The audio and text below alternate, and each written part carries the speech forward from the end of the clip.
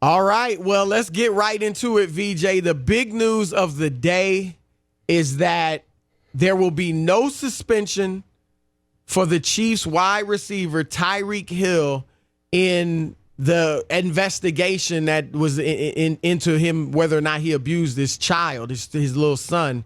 And the NFL could find no evidence that he had done it. They couldn't determine whether it was him or his girlfriend or someone else.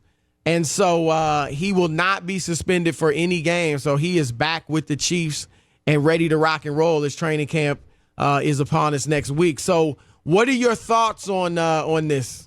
This is what I call a spider topic, man, because it's got so many legs and it can go in so many different directions. First of all, him not getting suspended, you know, there are going to be the people out there that's going to now say the NFL doesn't care about child abuse. We already have that with mistreatment of women by their players with domestic violence and a lot of other incidents that have happened with like big name players. And we don't need to go through that list. We already know all of them. So, wow, it's 50-50 with me right now, man. Guys got to make a living. And if the criminal justice system, if the system says, and they do their investigation, if they say he's good money, then what are you gonna do? The NFL could step in, but then they're kind of getting, and they've done it before. Yes. Obviously, they did it with Ezekiel Elliott, who wasn't convicted of anything as well, and he got 6 games. But and I'll get back to that point in a minute because that is relevant. But I agree with the NFL's ruling. I mean, like you said, if the criminal justice system in America didn't charge him with anything, didn't find him guilty of anything, and then, look, I'm not claiming to be a chief investigator. I read through much of the evidence, much of what was happening, and I couldn't, just from what I read, it was not clear that Tyreek Hill actually hurt his son. The lawyers for Tyreek Hill had some evidence that his girlfriend, the mother of his child, had admitted to lying on him, lying on Tyreek and saying he had hurt the son before and put bruises on him when she admitted, I was just mad. That's why I said it. I know I'm the one that hurt him. So, I mean, it was really hard to determine just what was going on. And one thing that you see, I mean, you saw it in the case with Ezekiel Elliott, and you saw it here with Tyreek Hill and his girlfriend. Some of these athletes, many of them are in such volatile relationships. And obviously as the football player or the male, they're stronger. They have a physical advantage, and you never want to discount that. But the relationships from what we've seen appear to be so volatile that perhaps the women do sometimes say things that aren't true. Like, I mean, again, she admitted that she just was trying to get back at him. And so she made up a story that he had hurt their son. So you have to understand that some of these situations, they're just volatile from the get-go. Here's what I'm referring to. They had text messages between Tyreek Hill and his girlfriend. Yes. Her name is Crystal. He said, Crystal, I didn't cause any bruising or harm to our son, but for some reason, I still may be charged. His girlfriend says, I know you didn't. I did. I hurt him, meaning our son. I'm the one that did it. I was hurt and mad at you, so I blamed you for everything. So that's something that it's very unfortunate. All of it's unfortunate. But that's something that the NFL and the justice system had to weigh in as well. Yeah, and if I could play devil's advocate here, the text messages, that transcript you're reading was a text message between them two. And this is after, the police were called to the house. This is after the investigation started. We see so many times in these situations where the women, they either make up with the boyfriend or the husband or the fiance or whatever the case is. We saw it with Ray Rice and his wife. We've seen it over time where they make up, but you got this court date that's 3 months away. So by the time this court date comes, you guys are probably back to your normal lives, or seemingly so to the public eye. And that just sounds like, okay, here, let's create some evidence for ourselves. Like I said, I don't have any proof of this. It's possible. Yeah, you know. You don't. That's where I'm going. Situations like this, Yeah, and I think sometimes, too, let's face it, Tyreek Hill is the breadwinner, the big-time breadwinner in this situation. And a lot of times as well, obviously there's love involved. And sometimes, like you said, especially if these relationships are typically violent, like that's the state of the relationship. They're used to arguing. They're used to going at each other. Then they can make up, and sometimes they just get back to normal. Or sometimes the woman recognizes, hey, if he's taken down, if he's prosecuted, if he's kicked out of the NFL or suspended or whatever, no more money. And she's got mouths. She got a little son to deal with and feed. So that's where these things get so tricky. Now, the one thing I will throw out is this. While I agree with the NFL's decision not to suspend Tyreek Hill just because it looks to me like you can't tell whether or not he did anything wrong to the kid, Ezekiel Elliott, he got 6 games. Yeah. Same situation as far as never being convicted by a court of law. And the NFL's chief investigator, the lead investigator, Kia Roberts, she actually recommended that he not be suspended. After she had done all her work, all her interviews, all her investigation, she recommended to the NFL Ezekiel Elliott not be suspended. So it may have been a very similar situation to what we had with Tyreek Hill, but why does Hill get no games and Ezekiel Elliott gets 6? The NFL has got to be more transparent with how they're making these decisions. Well, if I once again could play, I love playing devil's advocate. It's more fun than just kind of, it's more that's fun like than 8 times in the first segment, yes, bro. Because it's more fun than going with the flow. Because I'm a person, I have a saying in my life, don't fail the eye test. Believe what you see. Like Grandmama Ben told us, when people show you who they are, believe them. So when it came to the Ezekiel Elliott thing, I think a lot of that had to do with who he is, his stature, his persona, who he plays for. And I know that may sound crazy, but there's, Jerry Jones he spoke out big against the league and suspending them. That suspension could have easily been like, okay, here, let me show you you're just still an owner at the end of the day. You may be a billionaire, but you're still just he's a powerful owner, but he has rubbed the NFL front office wrong. And at the end of the day, all these gentlemen are still human beings, and I believe feelings at some times does come into play when it comes to business decisions, and I think that's what happened to Zeke Elliott. Well, that's wrong. If that's the case, that's terrible. It is terrible. I mean, I get it. We're all human beings, and you can get in your feelings about one person or another. But if indeed that was punishment because of Jerry Jones, then that's ridiculous. And I don't really think that was the case. However, you mentioned Ezekiel Elliott's track record, and those things are important. Tyreek Hill's got a track record too. Absolutely. We know he pled guilty, to punching his girlfriend in the stomach when she was pregnant. Well, not just punching her in the stomach. Now, he denies it, right, choking her. Had locked her, threw her out in the hallway, a bunch of stuff.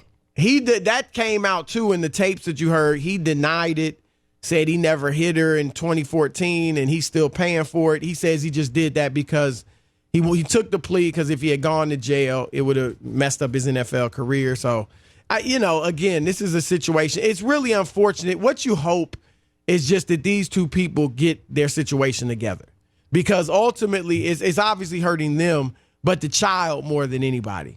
And so hopefully they straighten this thing out. Well, yeah, and that's where the other 50% comes from is you got these two parents, but then you also have this little boy. You have this innocent child who could be in a situation just because the system said we're not charging you does not mean that an aggressive spanking or whooping did not happen or child abuse did not happen. So now my mind flips to, okay, well, what about the kid? What if this is a situation going on? And a lot of times we see, charges dropped, no charges filed, nothing, investigation closed. But we don't know if that means this stuff isn't going. Exactly. We don't know if nothing's still going on. So there's this little boy now, and who could be going through this stuff. So that's the other 50%. You know what was interesting? As I read this letter from Tyreek Hill's lawyer to the league, to some counsel, they were saying that, when I first heard the story about the little boy had a broken arm and they think one of the parents did it, my thought was, wow, like one of them was disciplining him or just whatever, but disciplining him and hit him so hard, did something to him, grabbed him so hard that they broke his arm. But it seems as if it was over time. Like, at some point, he came to his parents and complained about pain in his arm, and they took him to the hospital and found out it was broken. So there's no telling. I think that's where some of the gray area, or it's all gray area, but where a lot of it comes in is that, was Tyreek Hill roughhousing with his son, like just playing around with him, and he got too rough, playfully, and broke his arm? Or what? And he didn't know it was broken. It just hurt a little. And then later on, he says, my arm is really hurting.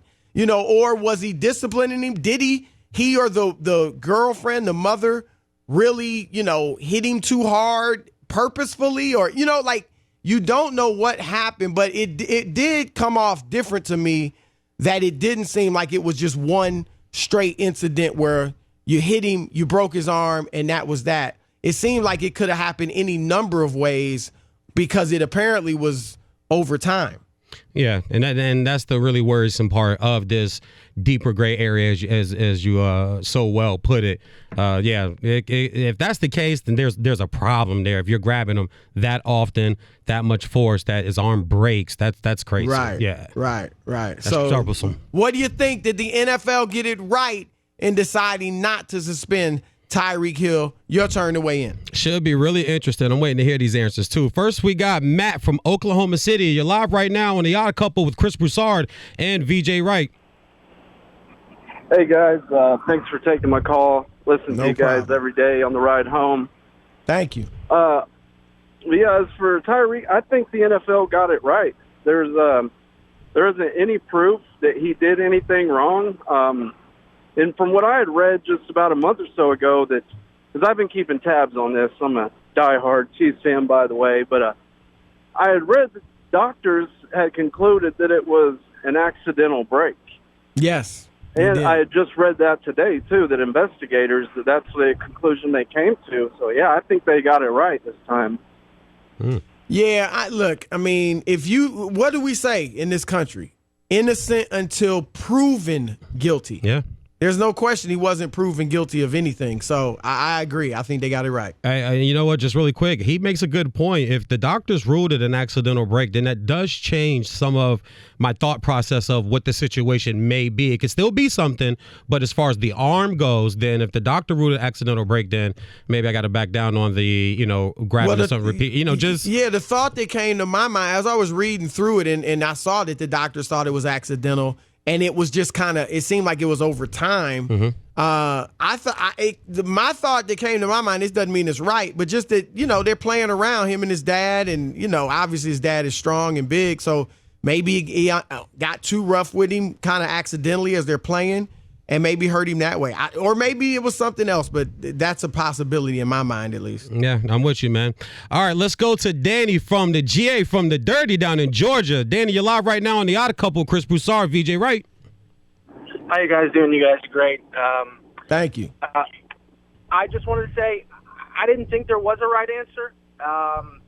Whether they got it right or not, I think they were going to get it wrong in the public side no matter what. If they had come down with anything long-term, 8 games or more, something like that, probably would have been overturned in the appeal. And that probably would have looked bad too. So I just don't think there was a right answer. I mean, these situations. From what you know, do you think he should have gotten suspended? But that's the thing. I don't know. I don't think anyone knows. Right, and I think that's what the NFL kind of concluded. Look, we don't know.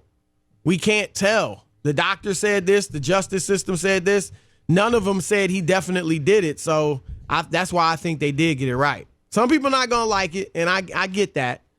But you can't punish a man where there's no evidence that he did anything wrong. I like his point of view where, it was a no-win situation, because that's true. We live in a society where people either are going to defend something to the death, or they're going to try to hang whoever it is in the middle of the town and let everybody stone him. That's kind of the society we live in. So it was really no-win. I actually like that view.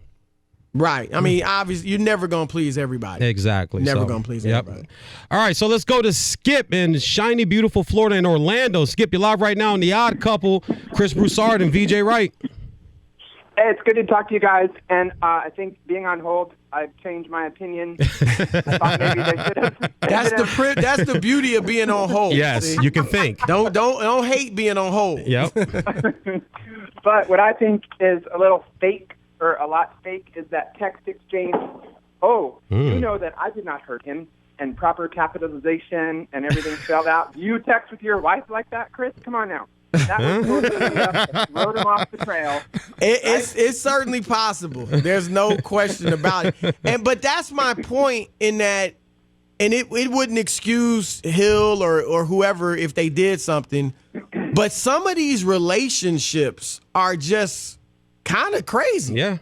Well, to be honest with you, if that situation happened to me, I would be much more willing to work with my wife and make up some story and say that to everybody, including the NFL and for the money, right? To keep our family together. Right. To keep the family together. Nah, that makes a lot of sense. Yeah. That makes a lot of sense. Well, I'm glad somebody called in and kind of came with the same angle I did. I feel a little better about that now. It's true. About the true. Exactly. You ain't Yeah. alone. Yeah. But the whole kind of made up thing. No emojis. He put out, pointed out some good stuff. No emoji cons. None of that. You just all capitalization. Yeah. I don't text my wife that way. All right. We'll go to Marty from the Bluegrass State in Kentucky. You're live right now on The Odd Couple with Chris Broussard and VeeJay Wright. What's up, fellas? Great to talk to you this Friday. What's up? What's happening, Marty? I got to tell you, I think the NFL finally got it right. They've been getting it wrong for a long time. They want to just, convict people when they haven't even been proven guilty, and I've always hated it since 2007, since Goodell put the conduct policy in. I've thought they went about it the wrong way, let the law, handle it first, then do the suspensions. But the question to me is, the big question, why now? Why all of a sudden? Is there a change? We need to be informed because this is totally different than how they've been handling it. I like it, but I want to know why. I hate this for the child because either, I don't know what's going on there, and nobody really does. It seems like it's a possibility the mother uses these setups to manipulate to stay on the gravy train, or, I really don't know what's happening, but it seems like either from the mother or father, the child's in a bad situation. Yeah. I hate that. But I do like it that the NFL's not convicting him when they have nothing on it. Yeah, it's just I talked at the beginning of the show joking with VeeJay about staying in your lane. And the NFL's lane is not the judicial system. They're not they aren't a police force. So it's hard for them to do these investigations. But what happens is, if the police can't find enough evidence to charge a player or to convict a player, and the NFL just says, okay, we're not going to do anything because the law didn't find him guilty, but then there's some videotape or something out there, and that's where they get in trouble with the public. And so they're in a tough situation, but I agree with Marty. I think this time, VeeJay, they got it right. Yeah, like I said, the system says that if you're found guilty, then we'll do something to you. And if we can't find anything, then we can't take it to trial and we can't convict you. So we got to kind of go with the system here. And, it's a good thing that it's kind of over and he can get on with training camp and they can get on whatever's going on with their family. And this story can kind of go away because with training camp starting, I'm such a big football guy. Here's the first big story of football season, so it's kind of a small cloud I want to see go away. NBA and now the NFL, it's time to get back to that. All right, Tyreek Hill just avoided suspension, and the Chiefs are already thinking about signing him to a big contract. And we are pleased to bring in the senior NFL writer for Yahoo Sports, also a Howard University grad, Terez Paylor. Terez, what's happening, man? Hey, Chris, VeeJay, what's going on, guys? Thanks for having me on. It's great to have you on, sir. man. What's I know up, you have had a busy day, so we appreciate you giving us a few minutes here. Start off with this. You've been following this story as closely as anybody. Do you think the NFL got it right by not suspending Tyreek Hill? I think the answer to that, the reason I've been on this and the reason people are kind of happy with the way I've covered it is that I'm humble enough as a reporter to understand I wasn't there. I don't know what happened. But what I do know is this. When the NFL and Tyreek Hill met on June 26th, It was for 8.5 hours. They weren't talking about tiddlywinks. They were talking about this case and all the allegations that were surrounding it. The case ended up not being charged by the local district attorney in Kansas City, and the NFL had a lot of questions. And more importantly, Tyreek Hill had a 4-page letter to them that he sent them 2 months earlier. This was his time to show proof of the stuff he alleged. Listen, the NFL doesn't really have a history of going lenient on guys, especially in recent years. I think that their ruling is probably an indication of the strength to the strength of whatever evidence Tyreek Hill had. Now, because this involved a child, you guys have to understand, the courts aren't handing over documents. Stuff hasn't really been leaking on this because of that. This involves a minor. So whatever his evidence is might not ever really get out. But what I do know is multiple sources told me he was looking forward to that meeting. Multiple sources told me that they felt the meeting went well. And most importantly, multiple sources told me that when the NFL does things like this, sometimes they'll start asking you questions about stuff you don't think they know about. Little October surprise in the NFL. Right. That didn't happen this time. Tyreek Hill's camp felt that went really well. And lo and behold, he didn't even get fined. So, guys, I don't know what happened, but I think that the evidence that Tyreek Hill presented, it must have been compelling. Therese, VeeJay Wright here, man. I could ask a myriad of surface questions, but I want to dig deep into this. And you, being a gentleman of the media, been up close and personal with this story, and with the NFL, pretty much year round because of what you do. Is it time for the NFL maybe to add some type of sensitivity training about domestic violence or child abuse and some type of symposium when they start training camp before they even pick up a football or put a helmet on? I mean, it's an idea that I don't think would hurt. If you instituted something like that, there'd probably be an impetus for it. So, like, you feel that there were, like, a rash of these cases in recent years. I'm not necessarily sure they don't address that at all with the rookies? No, hold on. They do, actually. I was gonna say. Okay. Yeah, they definitely address that with rookie. And by the way, all these teams have their own programs, too. Right. So, like, they get all this kind of, like, training with their own teams. And then, like, they actually have, like, a helpline where, like, guys can, like, call and, like, get help and stuff. So, I mean, at the end of the day, you'd have to, like, to add more to it, it would start from the assumption that the problem is getting worse. And unless I took a look at the numbers, I'm not sure that's true.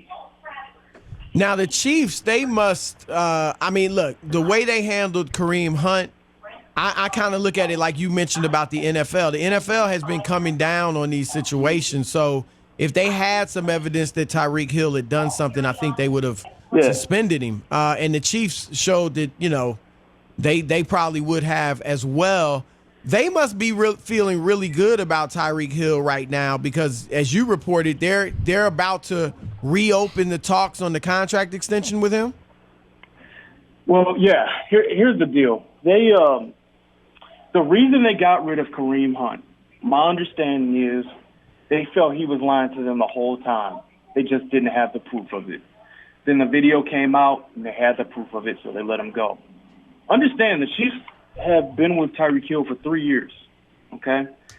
During the course of time, remember Hill and his ex-fiancée, like they've had a relationship just raising their own son throughout that time. So they've been privy to kind of information for the last 3 years that, again, probably never get out that we don't know about, right? And my understanding is that Tyreek Hill's been honest with them this whole time. And that's why they didn't cut him immediately when these abuse allegations first came up in March. And they were blindsided by the audio. Nobody expected that. But Tyreek Hill has a history of being honest with them. And when that audio dropped at the draft, what did they say? We're going to dig in more and find out what happened, right? Or some equivalent to that. Well, my sources tell me that when they did that, they came through the course of that process. Again, I have to speak in, vagaries a little bit because it's hard to get some of this information because it involves a minor. But my understanding is that when they went through that process, they came to believe in the strength of Tyreek Hill's evidence, whatever that means. And that's why they stuck by him. And lo and behold, he didn't get suspended or fined. So that's where we're at there. Terez, they're talking about this contract. If I guess I can ask a question in two parts if I could. Do you think it's smart that right when this gets cleared, they jump right back into a big contract for him? And part two, do you think they're doing this because it's pretty obvious to any knowledgeable football fan they need him to even have a shot at getting through Pittsburgh or the Patriots or any other top AFC team to an AFC championship and a possible Super Bowl? So I answer the first part first. We should be easy on the timeline for that. Like, I first reported that they were interested in re-exploring contract negotiations with Tyreek a couple weeks ago. And that's true. And that's still true. And I just posted a story at Yahoo about this. But there's some things that have to happen before that, before they get to like the 10-yard line on that, okay? There's still some things that he's got to iron out in his personal life before that's going to get finalized, okay? So, there could be a potential custody suit coming. His ex-fiancée already filed a paternity suit. Also, Kansas Department of Family and Children, their investigation's still going on. So there's stuff still kind of going on where as time goes on and this stuff starts getting settled, they'll get like a better understanding for like what Tyreek Hill's relationship with the same woman is going to kind of be like, and there'll be an outline for it. So and I think that's kind of the priority, right? How are they going to raise this kid, right? They are together, right? They're together. They're still a couple. I don't think so. I think a lot of people have kind of talked about, for a while. Obviously, they were together, but in the recent paternity suit, there was a line in there that she filed that says the couple is not together and doesn't have any plans to get together. So that's where we're at. All right. Well, we appreciate the time, brother. Yes. Great job. Keep up the great work. And you, of course, are a senior NFL writer for Yahoo Sports, and you have a podcast that you recently started. It's called Yahoo Sports NFL Podcast. So make sure everyone goes and checks that out. It's the Yahoo Sports NFL Podcast with Terez Paylor, who does an excellent job of covering the league. Thanks a lot, brother. We appreciate the knowledge. Appreciate you, Terez.